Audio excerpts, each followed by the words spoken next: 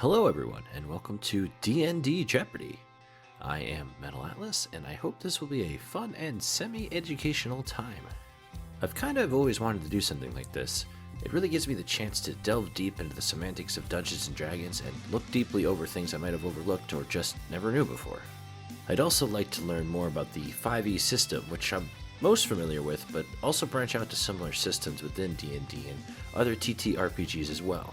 Right now I have 5 of these episodes ready to go, and depending on if people like them or not will determine if I do more. Now, there are the possibilities for mistakes. I tried very hard to fact check and make sure the information was correct, but I make mistakes and often there's a ton of information to pour through, so I might have easily missed something. If you notice an error or something that has another correct answer, feel free to let me know in the comments, as well as any future categories you might like to see.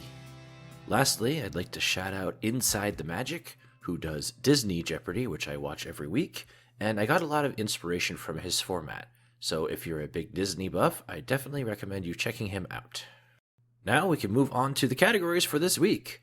Bear with me as we work on finding a format that works and feels familiar for everyone. First off, we have Dragons. It's in the title of the game. Of course, we're going to open up with a category all about dragons. Next, we have Things that should be obvious. These questions are about things that seem self-explanatory, say spear having piercing damage, but for some reason doesn't have the obvious thing, i.e. spear that did bludgeoning instead, or something to that effect. So the obvious thing that should be there actually isn't there. The third category on our list, 3.5. I'd love to delve deeper into each system, from OG D&D to Advanced to even Pathfinder, but they are very intricate systems, and as I mentioned before, I'm still learning nuances about 5e I never knew. So I might reach out to some experts in the future if people want this type of category again, because I'm not sure I did it justice, but we'll give it a go. Next we have Obscure Magical Items. These are magic items from anywhere in D&D 5e that people might not know about because they're quirky or downright weird. And lastly we have Dungeons. I mean, surely you couldn't have a category about dragons and not one about dungeons as well. This is a category about dungeons, lairs, and notable areas and their gimmicks, or those that occupy them. Kind of a broader category. Now that we have those out of the way, we'll go across the board, doing each $200 question, and then moving on to $400, $600, $800, and so on. Of course, after all the questions are shown, we'll have one final Jeopardy question. You'll get 5 seconds to guess, or you can just pause the video for more time. I cannot actually stop you. So I hope you have fun, and let's get started. Our 200-point question for dragons. The prerequisites for a dragon to become a shadow dragon.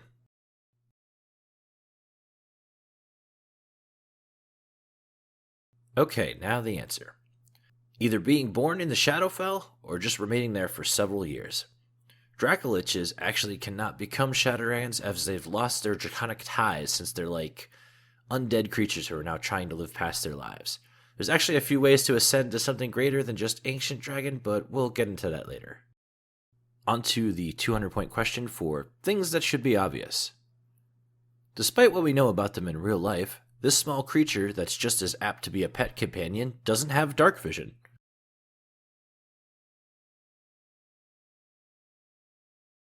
And the answer: cat. Yep. In D&D, cats do not have dark vision for some reason. I don't know. I'm sure you'll be scratching your head about a number of things in this category. 200 points for 3.5. In 5e, opportunity attacks are provoked when a creature moves out of another creature's melee attack range. In 3.5, they happen when a creature does this.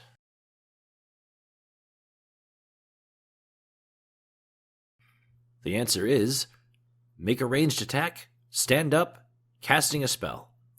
As far as I know, those are the only ones, and a lot of these become sort of feats in 5e that you can take, i.e. using your reaction to try and bop someone casting a spell. But it seems like it's a lot harder to be near enemies in 3.5. Now on to 200 for Obscure Magical Items. A well-known item, the Deck of Many Things, has several varying good and bad effects. This card gives you a 4th level follower who serves you loyally until death.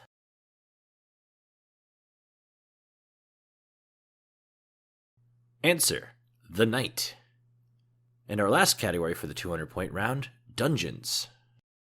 This feature, often held by legendary and powerful creatures, always activates on initiative count 20. They can't happen, however, if the creature is incapacitated or surprised.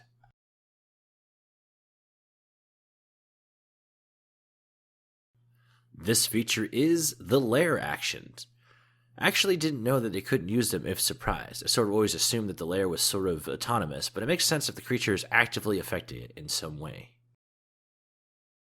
That was the first round out of the way. How are you feeling?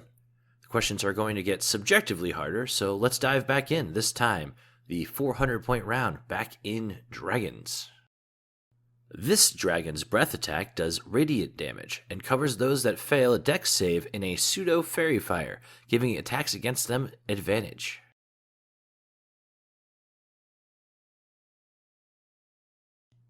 This dragon is the Crystal Dragon. Lots of fun dragons outside the original monster manual. It was a good time combing through Fitspin Treasury of Dragons and seeing all the dragon-related stuff they added or ported from earlier versions. Now, this is the 400-point question for things that should be obvious. At what point is big too big to be normal? One might ask this of the giant bird that's classified as a monstrosity.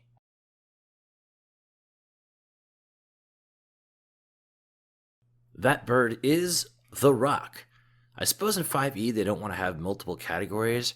I mean, for items when they don't know what to call it, it just ends up as a wondrous item.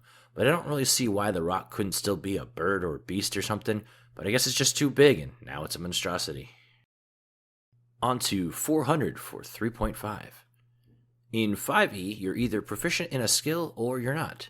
In 3.5, this base feature grants a bonus to other similar skills to the one you're training.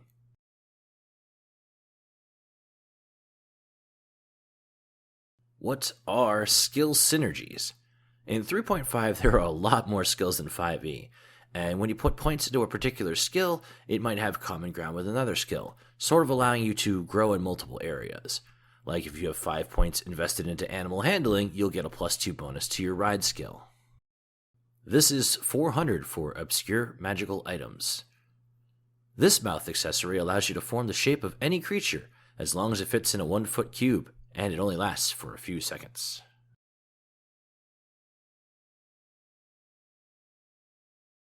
This is the Pipe of Smoke Monsters. Kind of a silly thing, and it's ever so slightly magical. I guess, like, in real life you could do things like smoke rings and stuff, and this is the bare bones magical equivalent. And lastly, 400 in Dungeons. This location in the land of Barovia, the home and death place of Curse of Strahd's Strahd von Zarovich.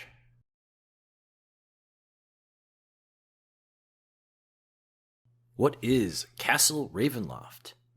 If I had to guess, for people who don't play modules, Curse of Strahd might be the most well known. That's certainly the case for me, and someday I really do want to run through all the modules, whether by playing them or just by browsing the books and reading through all the plot points and stuff just to get a gist of it. That's the 400-point round down. As we approach the midpoint, on to the 600-point round, starting with Dragons.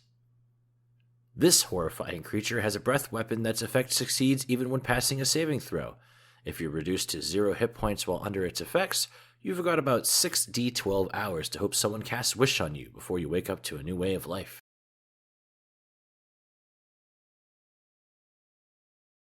This horrifying creature is the Elder Brain Dragon.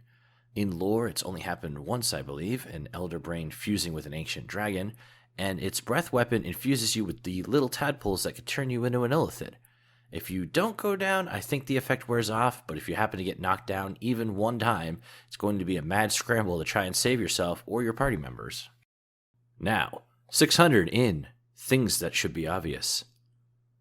Despite its name, this feature gives you a disadvantage on perception checks based on sight while in it.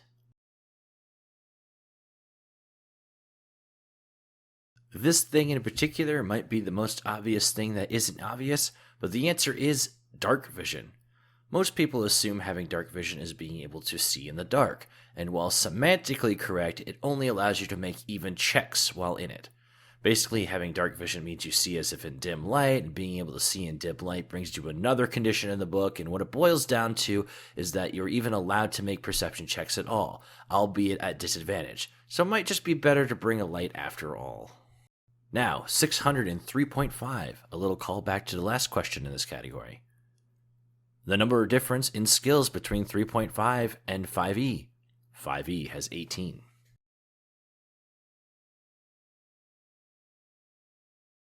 The answer here is 30. 3.5 has 48 different skills, some which can be only used by psionics, so not everyone has access to all of them. They pretty much combined them all to make a smaller 18 for 5e. There used to be several different categories for knowledge, and they were condensed a bit for 5e. 600 for obscure magical items. One of the more obscure rules states that when you combine two of these types of items, you earn yourself a one-way trip to the astral plane.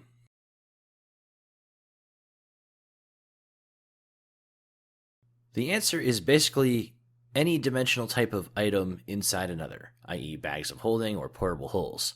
They don't like when you try to mix them, and you just get sucked into the astral plane with no way out unless you have a spell for it. I do wonder, though, what would happen if you tried it in the astral plane itself. Food for thought. And the last question for the 600-point round, in dungeons. These well-known creatures have lairs that also have additional effects within a mile. This particular creature can attack a party member up to a mile away after a long night's rest, provided they are aware and hostile to the creature.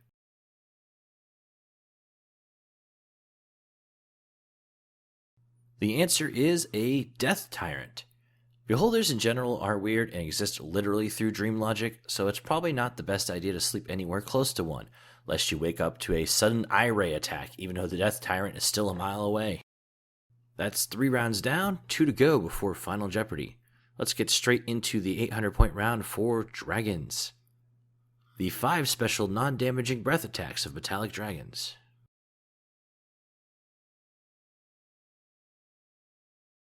Those are sleep, repulsion, paralyzing, weakness, and slowing. It's bad enough having to worry about the one breath attack, but luckily metallic dragons are a good alliance, so they're probably just going to try to subdue you first, though they do still have access to the damaging ones. Now, 800 in things that should be obvious. The only difference between being stunned and being paralyzed.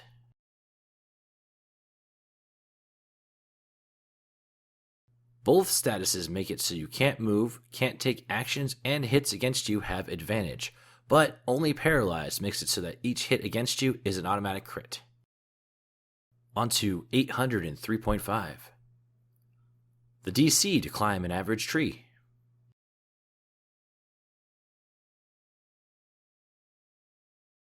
15. Now, DC probably works a lot different in 3.5. Like I said, I'm not as familiar with it, but at least by 5e standards, 15 is a decently high DC for something so simple. Just goes to show how different the systems can be even with simple things. 800 in obscure magical items. Surprisingly uncommon, this magical item allows you to corrode any ferrous metal within a 10-foot cube. Hopefully the vaults in D&D have better protection.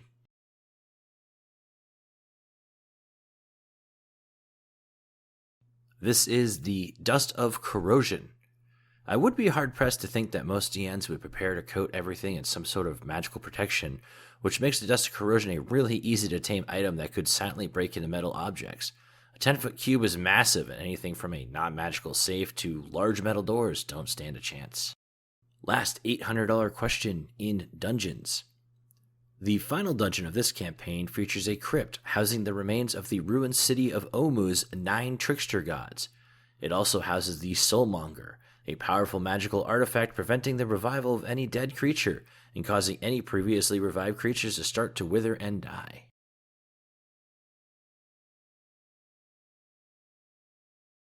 The answer here is the Tomb of Annihilation. Taking a look over the module, the premise actually seems very cool. Undead slowly decaying, and anyone can't even be brought back to life if they die, thanks to the item I mentioned, the Soulmonger. It's supposed to be a very hard campaign, and without revival, definitely seems like a hardcore D&D run for sure. And now, we reach the penultimate round for 1,000 points. The quote-unquote toughest questions for each category. Let's see how you'll fare, starting off with dragons. The chromatic dragons who wish to exist after life can turn into Dracoliches. The metallic dragons wishing to do the same can turn into this.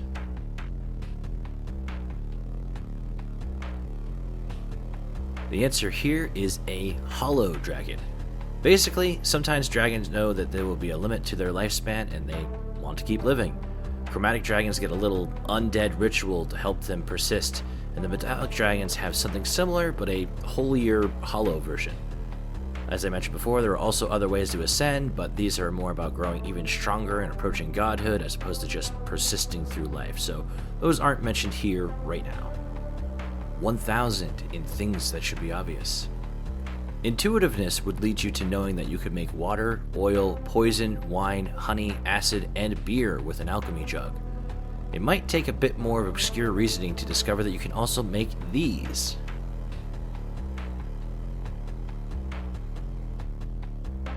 The answers are mayonnaise and vinegar. I guess it's a good idea if you're always making sandwiches. It just seems very odd to me. I also discovered that there are 2 other alchemy jugs. The blue alchemy jug can't make poison or acid, but it can do boiling hot tea, and the orange alchemy jug can do soy sauce instead. 1,000 for 3.5. In 5e, instant death occurs when your health drops below a negative of your hit point maximum. In 3.5, it occurs at this value.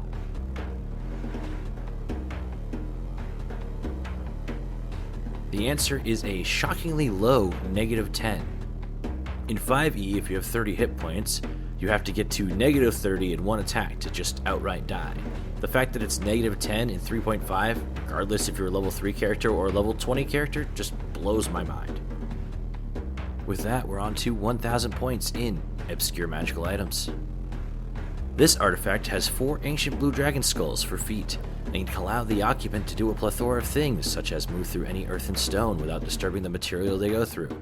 However, without being attuned to a ruling scepter, the user is instead paralyzed and encased in a magic force field.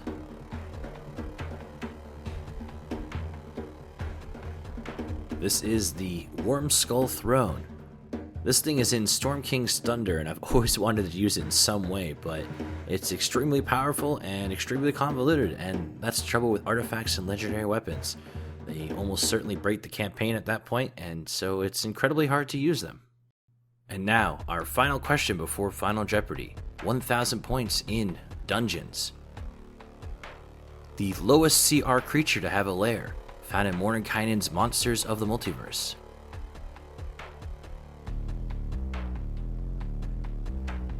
This is the Marinloth. At a challenge rating 3, this creature is pretty cool. Basically any vessel that he's on and he's captain of just becomes his lair, which allows him to do certain things around the ship, like create heavy winds or just straight up heal it. Well, that's 25 questions down, but it wouldn't be Jeopardy without Final Jeopardy. So let's talk about that. I mentioned Inside the Magic earlier, a fellow YouTube content creator that does Jeopardy for Disney, and I wanted to follow a similar format, so each week's Final Jeopardy category will be the following week's first category. So, 1 question today and 5 more next week. Let's take a look at the category for Final Jeopardy, before and after. So this category will have 2 answers put together. For example, if the question said, the D&D standard book full of creatures, and the item you spend reading for 48 hours to increase your constitution score by 2. The answer would be the Monster Manual of Bodily Health. Monster Manual for the first half, and Manual of Bodily Health for the second, joined together by the common word. So the last word of the first half of the answer and the first word of the second half of the answer will be the same. If you've been keeping track of your own score, you can wager up to what you currently have, and if you get the answer correct, you'll add that amount to your current total. Now I will read you the question. This 4th level evocation spell surrounding a creature or object with an unbreakable force field. And this legendary item, a 2-foot diameter hole in the multiverse. You have 20 seconds.